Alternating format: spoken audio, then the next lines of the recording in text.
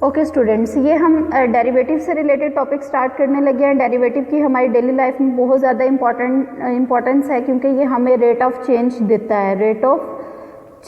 देता है। और जहाँ तक हम अपनी डेली लाइफ की बात करें तो हमें every minute, every second, in everything, even पूरी यूनिवर्स में हमें चेंज नज़र आ रहा होता है, जिसको सम टाइम कैलकुलेट करने के लिए हमें डेरिवेटिव्स की ज़रूरत पड़ती है, और जिसकी वजह से ताकि हम फर्दर प्रिडिक्शंस कर सकें और स्ट्रॉन्ग प्रिडिक्शंस कर सकें। ठीक है, तो यहाँ पे देखिए, इसको समझने के लिए सबसे पहले हम इसकी थोड़ी सी ग्राफिकल इंटरप्रिटेशन देखते हैं। हमारे पास एक फंक्शन है F of x. F of x की अगर हम बात करें तो ये किस तरह का फंक्शन है। एफ ऑफ एक्स, ये हमारे पास, आप सपोज कर लेंगे आपके पास कोई भी कोऑर्डिनेट है और ये एक कर्व है, कर्व फॉर्म में फंक्शन है। अब हमने दो पॉइंट्स लिए हैं, एक पी है और दूसरा पॉइंट क्यू है। अब ये दोनों पॉइंट्स हैं किस तरह के, ये बिल्कुल नेबरिंग पॉइंट्स हैं। ये जस्ट आपको शो करने के लिए, ताकि आपको ग्राफ अच्छे से नजर आ जाए, हमने ज़रा दूर पॉइंट्स जो है वो लोकेट किए हुए हैं। नेबरिंग किस तरह के हैं कि अगर एक पॉइंट इधर है तो दूसरा पॉइंट बिल्कुल उसके साथ है, कि हम उन दोनों पॉइंट्स को डिफ्रेंशिएट नहीं कर सकते। अब अगर ये पॉइंट P है तो इसके कुछ कोऑर्डिनेट्स जो होंगे वो हमारे पास हैं x not, F of x not, और जो पॉइंट Q है उसके जो कोऑर्डिनेट्स होंगे वो उनमें स्मॉल चेंज h हमने ऐड किया है, या हम इसको डेल्टा भी इसमें ऐड कर सकते थे। डेल्टा आपको पता है कि ये एक ऐसा पॉजिटिव नंबर है जो अप्रोचेस टू जीरो होता है, लेकिन ये पॉजिटिव होता है, मींस जीरो के बहुत बहुत करीब होता है। तो हम इसको जितना स्मॉलेस्ट नंबर ले सकते हैं उतना स्मॉलेस्ट नंबर लेते हैं। तो यहाँ पे देखें, P पे हमने पॉइंट लिया, P of x not into F of x not. Q पे जो है वो दोनों के कोऑर्डिनेट्स में स्मॉल चेंज है ना। जब ये पॉइंट यहाँ पे थोड़ा सा मूव हुआ है तो उसका x कोऑर्डिनेट भी देखें थोड़ा सा चेंज हुआ है, y कोऑर्डिनेट भी चेंज हुआ है। यहाँ पे हमने शो करने के लिए ये वाला पॉइंट लिया, बेसिकली ये बिल्कुल उसका नेबरिंग पॉइंट है, तो उसके कोऑर्डिनेट्स में हमने स्मॉल चेंज जो हमने किया है उसको ऐड कर लिया।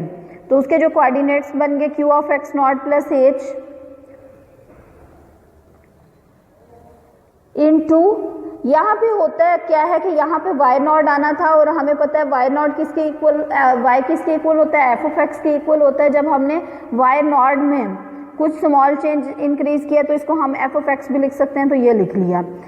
अब डेरिवेटिव की अगर हम ज्योमेट्रिकल, उसकी ज्योमेट्रिक इंटरप्रिटेशन देखें कि ज्योमेट्रिकली वो किस चीज़ को एक्सप्लेन कर रहा है, तो ये क्या है, the slope of the tangent line. इस पॉइंट पे हमने एक टेंजेंट ड्रा किया तो वो आप देखें यहाँ से जाता हुआ यहाँ तक चला जाएगा। ठीक है, उसके अलावा इन दोनों पॉइंट से गुजरने वाली हमने एक लाइन ड्रा कर ली जो इन दोनों पॉइंट्स को मिला रही है। अब इन दोनों पॉइंट्स की अगर हमने स्लोप फाइंड आउट करनी है तो आपको पता है उसका फार्मूला होता है,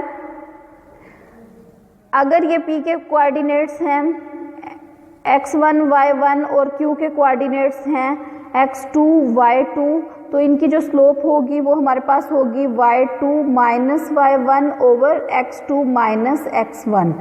तो इस केस में जो इसके कोऑर्डिनेट्स हैं, y2 की जगह पे क्या आ जाएगा, F of x naught plus h, वो हमने लिख दिया। माइनस y1 की जगह पे क्या आएगा, y1 की जगह पे एफ ऑफ एक्स नॉट है, वो हमने लिख दिया। ओवर h कैसे आया, वो बेसिकली हमने किया क्या है कि x not plus h minus x not किया है, तो एक्स नॉट दोनों तरफ से कैंसिल होके h आ गया।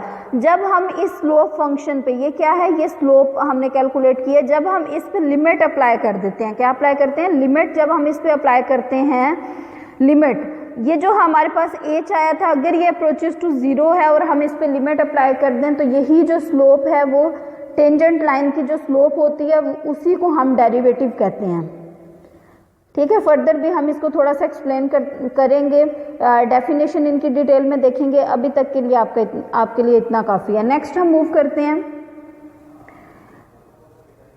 Identity function and limits. ये जो पीछे डेरिवेटिव हमने किया है ये क्या है, ये लिमिट की ही एप्लीकेशन है, लिमिट की एप्लीकेशन है, क्योंकि लिमिट को अप्लाई करने से हमारे पास डेरिवेटिव आता है। तो इसी तरह से अगर आपके पास कोई भी आइडेंटिटी फंक्शन हम ऑलरेडी डिस्कस कर चुके हुए हैं, ये किस फॉर्म का होता है, हमने एक फंक्शन डिफाइन किया था x से x की तरफ इस तरह से डिफाइन किया कि एफ ऑफ एक्स हमारे पास x ही रह जाए, या फिर हमने एक फंक्शन डिफाइन किया r से r की तरफ इस तरह किया कि एफ ऑफ r हमारे पास r ही रह जाए। तो इस तरह के फंक्शन को आइडेंटिटी फंक्शन कहते हैं। देखिए जब आप इस पे लिमिट अप्लाई करेंगे, किसी भी पॉइंट के लिए अप्लाई करें, तो आपको पता है कि आइडेंटिटी फंक्शन जो भी होगा वो कभी भी अनडिफाइंड नहीं होता। तो जिस पॉइंट पे आपने लिमिट कैलकुलेट करनी है सिंपली वही वाला पॉइंट आ जाएगा। तो ये कुछ स्पेशल फंक्शंस हैं जिनकी लिमिट कैलकुलेट करना हमें आनी चाहिए। तो ये किस तरह से करेंगे अभी आपने देखा। इसी तरह से अगर कांस्टेंट फंक्शन है, कांस्टेंट फंक्शन की पहले तो आपको डेफिनेशन आनी चाहिए। कांस्टेंट फंक्शन होता क्या है कि अगर हमारे पास R कोई फंक्शन डिफाइन है, यहाँ तक कि अगर हम यहाँ इसका कोई भी पॉइंट लेते हैं लेकिन वो हमें कोई फिक्स कांस्टेंट दे, वो 5 हो सकता है, 4 हो सकता है, 3 हो सकता है, कोई भी नंबर हो सकता है। तो जब हम इन नंबर्स पे लिमिट अप्लाई करते हैं, जब इसमें वेरिएबल ही इन्वॉल्व नहीं है, तो हम कोई भी वैल्यू रिप्लेस नहीं करते। एट द एंड जो k होता है वही हमारे पास उसकी लिमिट होती है। अगर कोई पॉलिनोमियल होती है तो उसकी लिमिट क्या आएगी।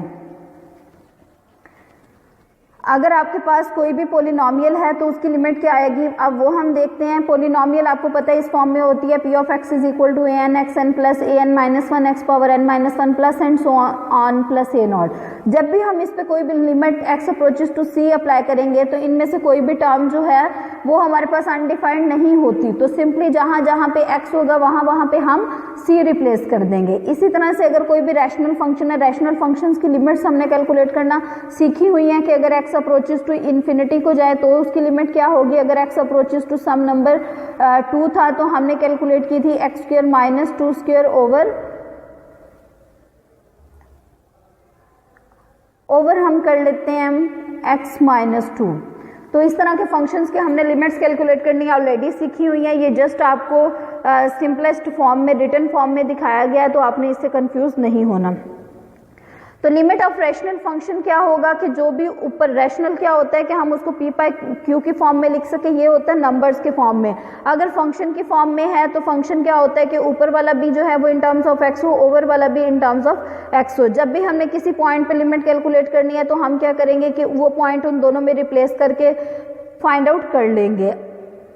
ठीक है, इस पे कंडीशन क्या होती है कि ओवर वाला जो फंक्शन है वो अनडिफाइंड नहीं होना चाहिए। नेक्स्ट डेरिवेटिव से रिलेटेड है, क्योंकि हमें पता है कि डेरिवेटिव बेसिकली लिमिट की ही एप्लीकेशन है। एप्लीकेशंस ऑफ लिमिट्स की बात करें तो उनमें सबसे पहले डेरिवेटिव आता है। डेरिवेटिव में दो तरह के चेंज डिस्कस होते हैं, दो तरह के चेंज डिस्कस होते हैं। अभी हमने आते ही बात की थी कि डेरिवेटिव किस चीज़ को डिनोट करता है, रेट ऑफ चेंज को डिनोट करता है, रेट ऑफ चेंज को।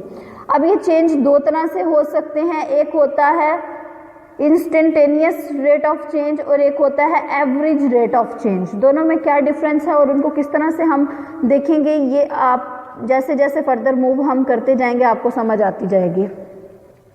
तो स्टेप बाय स्टेप देखें, सारा अच्छे तरीके से इसको अंडरस्टैंड करें। अच्छा ये देखें, अब हमारे पास क्या है, the instantaneous rate of the value when the average rate approaches as the limit h of the interval over which the change occurs approaches to 0।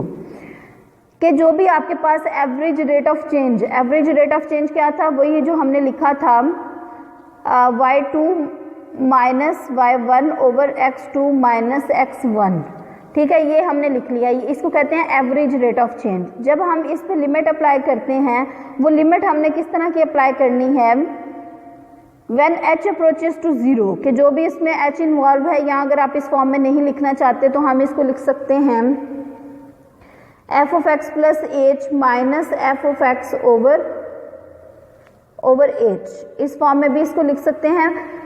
ये होता है एवरेज रेट ऑफ चेंज। जब भी हम इस पे लिमिट अप्लाई कर देते हैं, कौन से वाली, ये जो हमने स्मॉल इंक्रीमेंट किया, दिस अप्रोचेस टू 0, तो ये जो सारी वैल्यू हमें देती है, ये देती है instantaneous rate of change, instantaneous rate of change. तो ये बहुत सा माइनर सा डिफरेंस है, लेकिन आपको पता होना चाहिए। ये इन टर्म्स से आपने इनके नेम से कंफ्यूज नहीं होना, ये बहुत इजी हैं और इनको अंडरस्टैंड करना कोई बड़ी बात नहीं है, ना ही कोई बड़ा काम है। इसको आप देखेंगे क्या होता है। The instantaneous rate is the value when the average rate approaches as the limit h approaches to 0। जैसे जैसे ये h अप्रोचेज टू 0 होता है तो जो भी एवरेज रेट होगा वो हमारे पास इंस्टेंटेनियस रेट ऑफ चेंज बन जाता है। The average rate of change, जो एवरेज रेट ऑफ चेंज होता है, corresponds to the slope of the second line. ये जो हमने लिखा था ना f of x plus h minus f of x, यहाँ पे हमने x नॉट कहा था, f of x naught over h. ये क्या होता है, ये बेसिकली हमारे पास होती है slope of the second line, क्योंकि ये किससे आई थी, y2 minus y1 over x2 minus x1 से आई थी। और ये किससे आई थी फर्दर, ये हमने कहा था कि एक ग्राफ हमने ड्रा किया, ये दो नेबरिंग पॉइंट्स हैं, इन दोनों पॉइंट्स को मिलाने वाली जो लाइन की इक्वेशन होती है वो ये होती है, और इस लाइन को हम क्या कहते हैं, second line. Second line, curve के दो पॉइंट्स को मिलाने वाली लाइन को हम कहते हैं सेकेंड लाइन। तो ये आपको अच्छे तरीके से आनी चाहिए, ये सारी चीजें बहुत इंपॉर्टेंट हैं। Okay, the average rate of change corresponds to the slope of a second line, कि जो सेकेंड लाइन की जो स्लोप होती है, हमने कैलकुलेट किया था ना F of x naught plus h minus f of x naught over हमने कहा था एच। ये जो होती है ये हमारे पास क्या देती है, एवरेज रेट ऑफ चेंज देती है। ये किसके इक्वल होती है, स्लोप ऑफ सेकेंड लाइन होती है, slope of second line. Slope क्या होती है, स्लोप ये होती है कि हम जब कहते हैं कि एक पाथ जिसमें हम इजीली, ये जो हमारे पास अगर स्ट्रेट सीधा चल रहे हैं तो ये हमारे पास प्लेन होता है, और इसकी अगर हम स्लोप की बात करें तो इसकी स्लोप क्या होती है, जीरो होती है, क्योंकि इसमें कोई भी ऊंचाई नहीं है। ठीक है, इसका वाई कोऑर्डिनेट कोई भी नहीं है। ठीक है, आपने सिंपली यही देखना है, अभी तक बस आपको यही होना चाहिए। अगर ये हमारे पास लाइन कुछ इस तरह से है तो ये देखें, ये इस पे अगर इस तरह का कोई माउंटेन आप कह लें, माउंटेन से हम इसको रिजेंबल कर लेते हैं, इस पे चढ़ना हमारे लिए पॉसिबल नहीं होता या बहुत मुश्किल होता है, तो इसकी स्लोप इन्फिनिटी होती है। जो बिल्कुल स्ट्रेट लाइन होती है उसकी स्लोप हमारे पास इन्फिनिटी होती है, जो वर्टिकल लाइन होती है उसकी स्लोप इन्फिनिटी होती है, जो हॉरिजॉन्टल लाइन होती है उसकी स्लोप हमारे पास हमेशा जीरो होती है।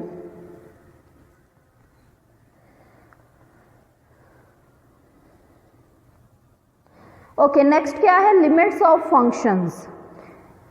ये सारी चीजें जो है हमारे पास एप्लीकेशंस ही हैं। ये हमें डेरिवेटिव की जरूरत क्यों पड़ी थी, the limits arise when finding the instantaneous rate of change of a function at the tangent to the curve. Limit हमने कब अप्लाई की थी, जब हमने instantaneous rate of change find out करना चाहा था f of x naught plus h minus f of x naught over h का। तो हमने लिमिट अप्लाई की थी, किस लिए लिमिट अप्लाई की थी, ताकि हमारे पास इंस्टेंटेनियस रेट ऑफ चेंज आ जाए। ओके, नेक्स्ट देखें, ये सेम वही एक्सप्रेशन है लेकिन in terms of delta axis को कह लें। ये क्या लिखा हुआ है यहाँ पे, a second to the graph y is equal to f of x, its slope is, इसकी जो स्लोप होती है उसको हम del y over del x से डिनोट करते हैं। ये कब तक होती है, जब तक हमने लिमिट अप्लाई नहीं की होती। और इसको क्या कहते हैं, the average rate of change of f over this interval. ये वाला इंटरवल हमने लिया है, दो पॉइंट्स लिए हैं, इन दोनों पॉइंट्स को मिलाने वाली ये लाइन ड्रा की, इसकी आपने इक्वेशन लिख देनी है। जो भी आपके पास इक्वेशन आएगी उसको हम क्या कहेंगे कि ये हमारे पास एवरेज रेट ऑफ चेंज की इक्वेशन है। इस तरह से हमने एवरेज रेट ऑफ चेंज पहले भी ग्राफिकली हमने डेरिवेटिव में भी डिस्कस कर लिया था और अभी अगेन डिस्कस हो गया। नेक्स्ट देखें, हमने कहा कि जो डेरिवेटिव होता है वो स्लोप ऑफ टेंजेंट लाइन होता है। डेरिवेटिव क्या है, slope of tangent line, slope of tangent line, ये हमारे पास डेरिवेटिव होता है। तो इसके लिए आपको टेंजेंट लाइन का पता होना चाहिए। टेंजेंट लाइन क्या होती है कि अगर आपके पास कोई भी कर्व है उसको सिंपली एक टच करते हुए हमने एक कर्व ड्रा कर दी, उस पे क्या कंडीशन है कि वो इसको इंटरसेक्ट ना करे, जिस पॉइंट पे वो उसको टच कर रही है उस पॉइंट पे वो उसको इंटरसेक्ट ना करे। सेकेंड, उस पे क्या कंडीशन है कि वो जस्ट उसको एक ही पॉइंट पे टच करे, जस्ट उसको एक ही पॉइंट पे टच करे। अच्छा, इसको दोबारा ड्रा कर लेते हैं। आपने बहुत एहतियात से जब आप ड्रा करेंगे तो वो उसको एक ही पॉइंट पे टच करेगी, तो ऐसी लाइन को हम कहते हैं टेंजेंट लाइन। और जो टेंजेंट लाइन पे परपेंडिकुलर ड्रा होता है, परपेंडिकुलर क्या होता है, 90 डिग्री का एंगल बनाता है। जो टेंजेंट लाइन पे, ये हमारे पास टेंजेंट लाइन है, जो इस पे ये 90 डिग्री का एंगल बनाता है, इसको हम कहते हैं normal line. Normal line, normal क्या होती है? जो उस लाइन पे 90 डिग्री का, टेंजेंट लाइन पे स्पेसिफिकली टेंजेंट लाइन पे 90 डिग्री का एंगल बनाती है। तो ये हमने थोड़ा सा टेंजेंट के बारे में भी देख लिया। अब ये डेरिवेटिव में हम क्या करते हैं, किस तरह से ये जो डेरिवेटिव है वो हमारे पास स्लोप ऑफ टेंजेंट लाइन बनता है। The tangent to the curve at P is the line through P whose slope is the limit of the secant lines as Q approaches to P। जब हम कहते हैं कि हमने ये दोनों पॉइंट्स नेबरिंग लिए थे, एक P था एक Q था, दोनों को मिलाने वाली हमने एक लाइन ड्रा कर ली और ये इस तरह से हमारे पास कोऑर्डिनेट एक्सिस है और ये इस पॉइंट पे ये वाला टेंजेंट है। तो जैसे जैसे ये Q इसके करीब आता चला जाएगा तो ये यहाँ पे लाइन चली जाएगी, ठीक है, ये यहाँ पे लाइन चली जाएगी और इनको मिलाने वाली सीकेंट लाइन इस तरह से पीछे पीछे जाती जाएगी, ये जाती जाएगी, ठीक है। एट द एंड ये हमारे पास क्या बन जाएगी, कुछ इस फॉर्म की डायग्राम बन जाएगी। ये जो आपके पास डायग्राम गिवन है, ये कुछ इस फॉर्म की डायग्राम बन जाएगी। The tangent to the curve at P is the line through P whose slope is the limit of the secant function। ये क्या हमने किया है, ये सीकेंट लाइंस कौन कौन सी हैं? हमने कहा कि दो पॉइंट्स के, ये जो सीकेंट लाइंस है ये P और Q दो पॉइंट्स हैं। एक दफ़ा हमने कहा ये नेबरिंग पॉइंट्स हैं, हमने दूर किस लिए लिए थे, ताकि आपको सही तरह समझ आ सके। इसको मिलाने वाली हमने ये वाली सीकेंट लाइन ड्रा की। फिर उसके बाद जब हम इस Q को जो है वो P के क्लोज लेते जाएंगे तो हमने नेक्स्ट पॉइंट कहाँ पे ड्रा किया, यहाँ पे, ये जो जहाँ पे इंटरसेक्ट कर रही है ये वाली लाइन इस कर्व को, यहाँ पे पॉइंट ड्रा किया और अगेन इस पे जो है वो हमने क्या किया, लाइन ड्रा की। तो ये देखें यहाँ से ये जो लाइन है वो थोड़ा सा उससे पीछे आ गई है, ठीक है। इसी तरह से जब आपने ये पॉइंट यहाँ पे लिया, इस जगह पे लिया, तो ये पॉइंट उससे और पीछे आ गई। चलते चलते ये पॉइंट जो है वो इस टेंजेंट लाइन में कन्वर्ट हो जाएगी जो कि P पे है। इसलिए हम कहते हैं कि जो डेरिवेटिव होता है वो बेसिकली क्या होता है, slope of tangent line at point P होता है। आई थिंक आपको कॉन्सेप्ट क्लियर हो गया होगा। थोड़ी सी आपको ज्योमेट्रिकल इंटरप्रिटेशन इसकी आनी चाहिए। नेक्स्ट देखें, defining the slope of a curve. हमने कहा था कि स्लोप ऑफ टेंजेंट लाइन होता है, तो इसमें स्लोप क्या होती है, एज द पॉइंट स्लोप होती है उसकी स्टीपनेस। स्टीपनेस क्या होती है कि अगर आप राइज कर रहे हैं ना, तो ये देखें आप वर्टिकल डिस्टेंस तो कवर कर रहे होते हैं, लेकिन साथ में ये आपका हॉरिजॉन्टल डिस्टेंस भी कवर हो रहा होता है। इस लाइन को हॉरिजॉन्टल लाइन कहते हैं, ये हॉरिजॉन्टल लाइन है। अब देखें, जब आप किसी भी पहाड़ पे चढ़ रहे होते हैं, माउंटेन राइडिंग जब आप कर रहे होते हैं, किसी भी पहाड़ पे चढ़ रहे होते हैं, तो जैसे जैसे आप ऊपर जा रहे होते हैं वैसे वैसे आप ये वाला डिस्टेंस भी ऑटोमेटिकली कवर कर रहे होते हैं। इसको कहते हैं रन की फॉर्म में इसको लेते हैं और इसको राइज की फॉर्म में। जब भी हम राइज ओवर रन कैलकुलेट करते हैं तो ये हमारे पास स्लोप आती है। ये बस आपके लिए जस्ट इतनी सी इंफॉर्मेशन थोड़ी होनी चाहिए। Okay, as the point Q approaches to the point P, जैसे जैसे हमारे पास Q पॉइंट P को अप्रोच करता चला जाता है, किस तरह से करता है अभी हम डिस्कस करके आ चुके हुए हैं। Along the curve so that the length h, जो उसकी लेंथ है हमारे पास, जो स्मॉल हमने चेंज लिया था, h approaches to 0। This will lead us to defining the slope of a curve at a point. ये उस पॉइंट पे हमें उसकी स्लोप देगा। The slope of a straight line tells us the rate at which it rises or falls. Straight line की slope क्या होती है कि ये किस तरह से ऊपर की तरफ गई है या फिर किस तरह से नीचे की तरफ आई है। आपको पता है जब ये लाइन ऊपर की तरफ मूव करती है तो स्लोप इसकी पॉजिटिव होती है। पॉजिटिव है ना कोई नॉन जीरो नंबर आएगा। जब ये स्लोप नीचे की तरफ मूव करती है, तो लाइन नीचे की तरफ मूव करती है, तो इसकी स्लोप नेगेटिव होती है। ओके, कोई भी आपका क्वेश्चन होता है आप थ्रू कमेंट्स भी पूछ सकते हैं, वैसे भी पूछ सकते हैं। अब देखिए, but what is meant by the slope of a curve at a point P on the curve. If there is a tangent line to the curve at P that is a line that just touches the curve, then the slope of the tangent is like the slope of the curve at P। तो वो कहते हैं कि slope जो है वो हमें क्या बताती है, जो भी टेंजेंट लाइन की हमारे पास स्लोप होगी वही बेसिकली कर्व की स्लोप होती है। ओके, ये हम एवरेज रेट ऑफ चेंज और इंस्टेंटेनियस रेट ऑफ चेंज की बातें डिटेल में कर चुके हुए हैं। एक दफ़ा वैसे इसको रीड आउट भी कर लें। Average rates of change and secant lines, secant lines की जो स्लोप थी हमने कहा था कि यही एवरेज रेट ऑफ चेंज है। The average rate of change of y is equal to f of x with respect to x over the interval x1 x2, ये हमारे पास इस फॉर्म में गिवन है del y over del x, f of x2 minus f of x1 over x2 minus x1, और F of x2 हमारे पास इसके equal था तो हमने ये लिख दिया। ये बेसिकली क्या है, एवरेज रेट ऑफ चेंज है। जब तक हम इस पे लिमिट अप्लाई नहीं करते ये एवरेज रेट ऑफ चेंज होता है। जब हम इस पे लिमिट अप्लाई करके उसको जीरो कह देते हैं तो वो instantaneous means at that moment change count करता है। अब इसकी ज्योमेट्रिकल इंटरप्रिटेशन क्या है, geometrically the rate of change of f over this interval over some interval is the slope of the line through the point p and q. हमने कहा था कि ये इस दो पॉइंट से पास करते हुए एक लाइन ड्रा की, ये पी है ये पॉइंट क्यू है, तो इस लाइन की क्या होगी, स्लोप होगी। स्लोप जो है in geometry a line joining two points of a curve is called a secant line. हमने अभी डिस्कस भी किया था कि इस लाइन को क्या कहते हैं, सीकेंट लाइन कहते हैं। ये ज्योमेट्री की एक टर्म है, इसको सीकेंट लाइन कहते हैं। Thus the average rate of change from x1 to x2 is identical to the slope of the secant line. तो जो भी इस सीकेंट लाइन की स्लोप होगी वही हमारे पास उसका एवरेज रेट ऑफ चेंज होगा। अभी के लिए इतना काफ़ी है। आपको नेक्स्ट हम इसके क्वेश्चंस करेंगे, कुछ डेरिवेटिव के कुछ हमने ऑलरेडी भी डिस्कस किए हुए हैं कि किस तरह से हम किसी भी फंक्शन का किसी भी पॉइंट पे डेरिवेटिव कैलकुलेट कर सकते हैं।